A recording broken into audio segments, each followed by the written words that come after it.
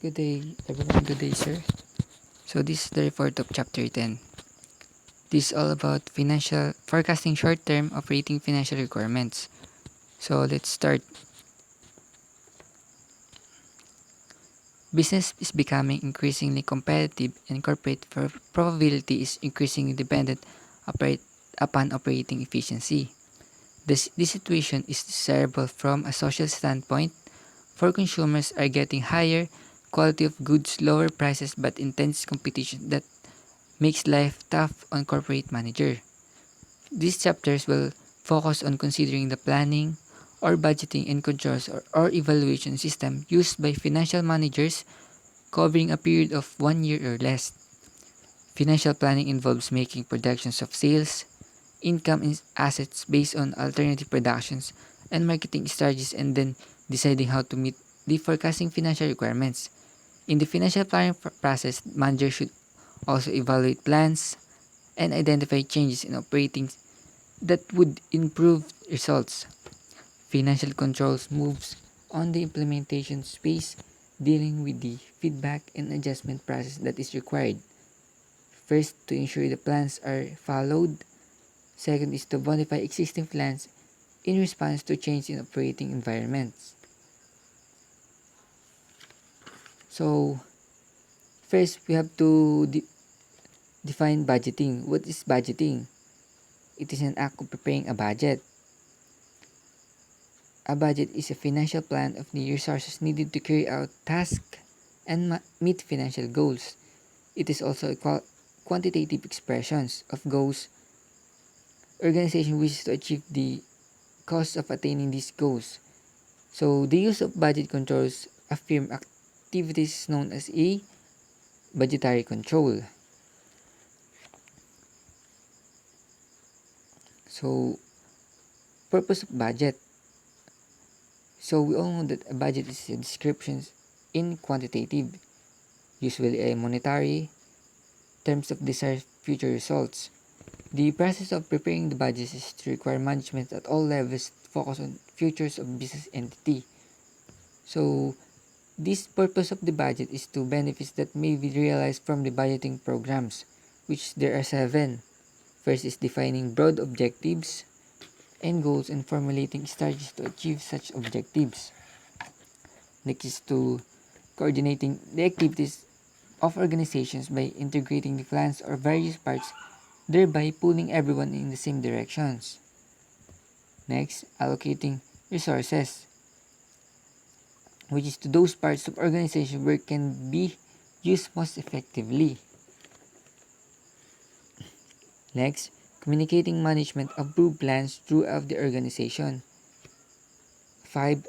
Uncovering and preparing, which is for potential bottleneck in the operations before they occur. Motivating. Motivating managers to achieve the desired results. And lastly, setting a standards, which is or benchmarking for evaluating actual performance. So this 7 is the purpose of budgets.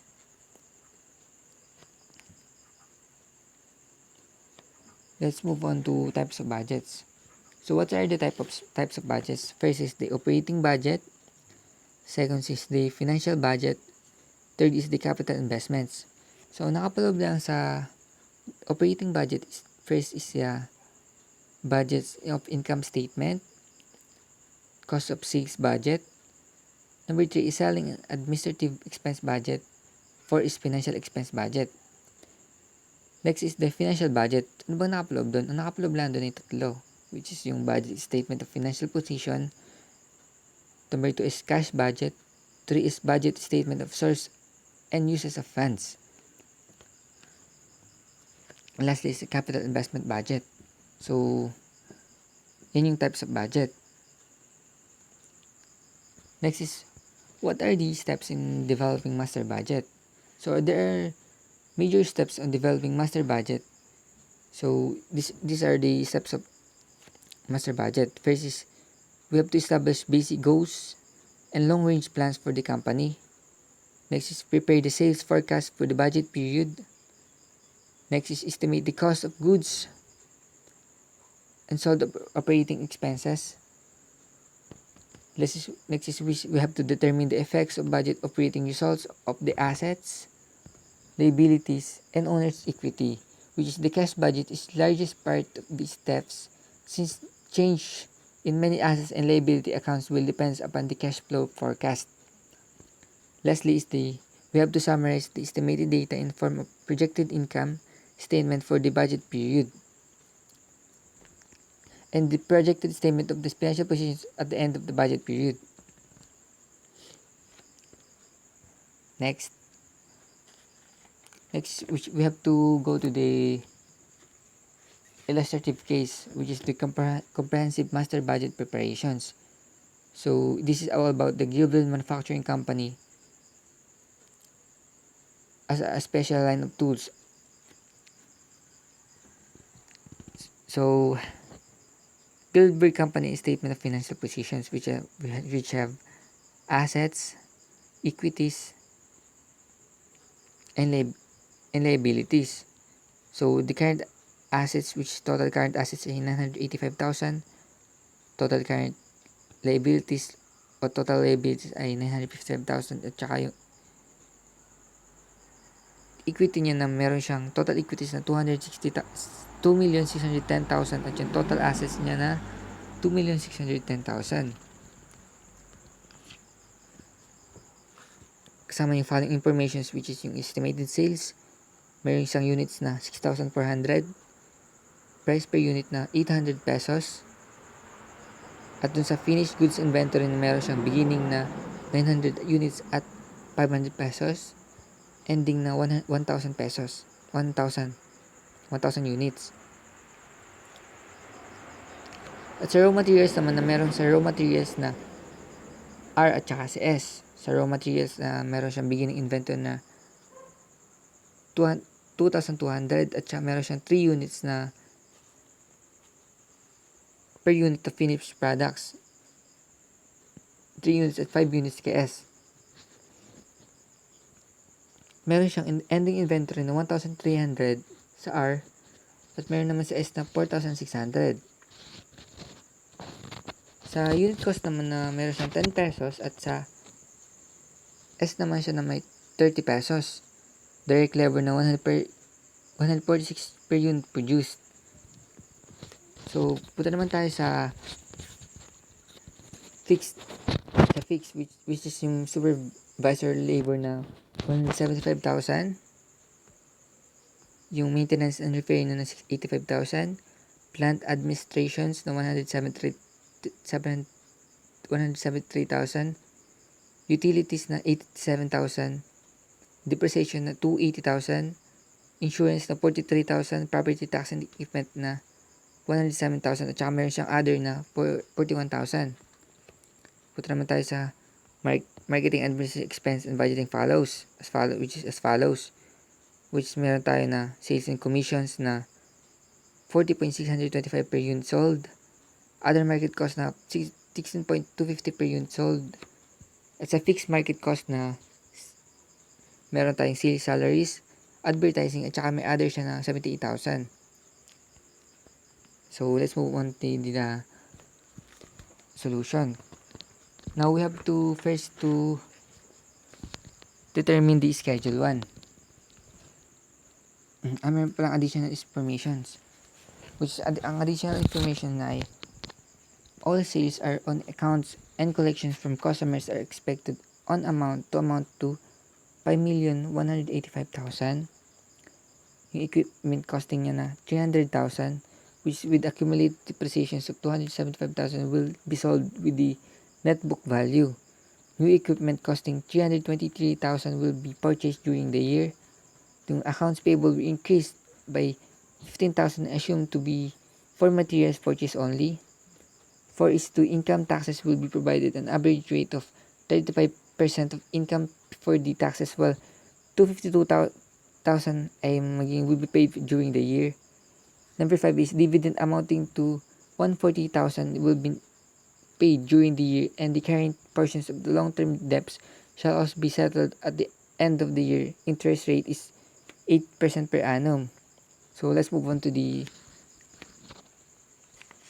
problem solving or the solution of the problem. Now, we have to determine the schedule 1, which yung schedule 1 ay kailangan natin hanapin yung estimated sales or the total sales revenue. So, ang kailangan natin doon yung units. So, meron yung units niya na 604,000. Makikita natin doon sa unang nating informations na meron yung units doon na 64,000. Yung price unit niya na 800,000. Kung makikita niyo, mas andito na. Andito, 6,400 at yung 800 pesos. So, ang gagawin lang natin doon is multiply lang natin yun. So, makukuha natin yung 5,120,000 which is yung estimated sales. So, tapos na din makukuha natin yung sales budget. So, the sales budget showing what product will be sold in what quantities at what prices is foundation on which all short-term budgets are built. The sales budget triggers a chain reaction that leads to the development of many other budgets figures in the organizations. Next is yung schedule to which kailangan naman nating hanapin yung production budget for 2015. So, kailangan natin yung units to be sold na 64, which andito yung 64 natin. Ilagay lang natin yung 64. Yung desired ending inventory na 1,000. Yung total na, magiging total natin doon is 674,000.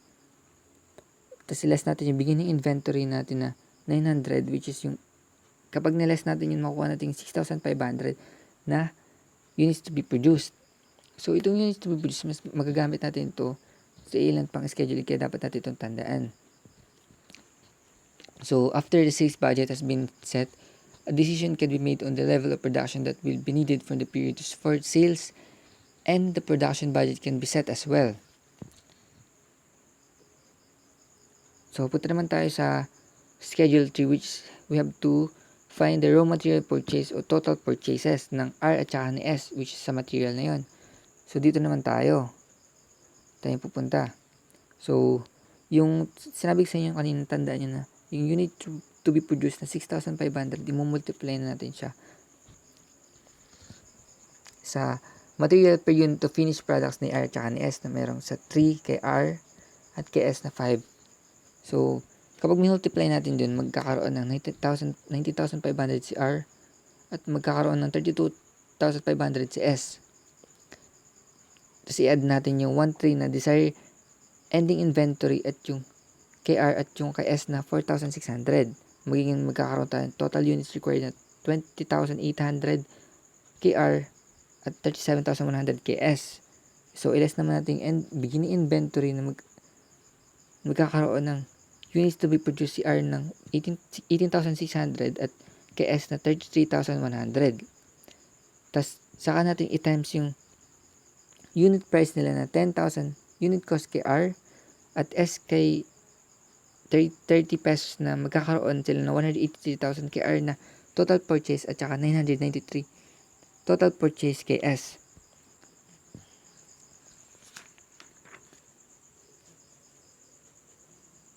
Yun yung schedule. Dun malabas yung schedule 3, which is we have to find the total purchase. So, nahat na natin.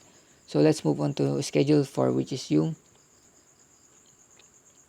direct labor budget. So, dito sa direct labor budget, ang hanapin lang natin ay total budget direct labor cost, which is we have to multiply the number of units to produce 6,500 yun. Alam natin na 6,500 yun. At yung direct labor cost per unit na 146, which andito yun. 146 per unit to be produced. So, makakuha na natin agad yung 949,000 total budget direct labor cost sa schedule 4. So, let's move on to schedule 5, which is yung hanapin naman natin dito yung budget manufacturing overhead. So, mahaba dito. So, kailangan natin itong pagtuunan ng pansin. So, first, we have to find the 6,500 units, which is yung kanina pa sabi ko sa inyo, kailangan magamit yung units na ito kasi kailangan natin tandaan, which is kailangan natin i-times yung 6,500 units dun sa indirect material supplies, materials handling at saka other materials labor na makikita natin dito. Overhead estimated as sa variable, which is makukuha natin 38,000,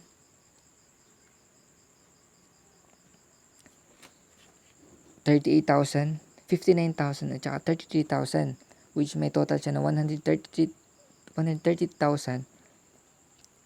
Tapos i-add natin yun dun sa fixed manufacturing overhead na total na merong 1,000, 1,000,001. At kapag in-add natin yung 130,000 dun, ay magkakaroon tayo ng 1,131,000 na total manufacturing overhead.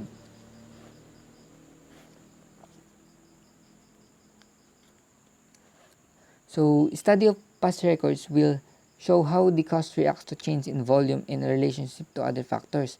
Some overhead items may be projected on basis of direct labor hours or on materials cost or on machine hours.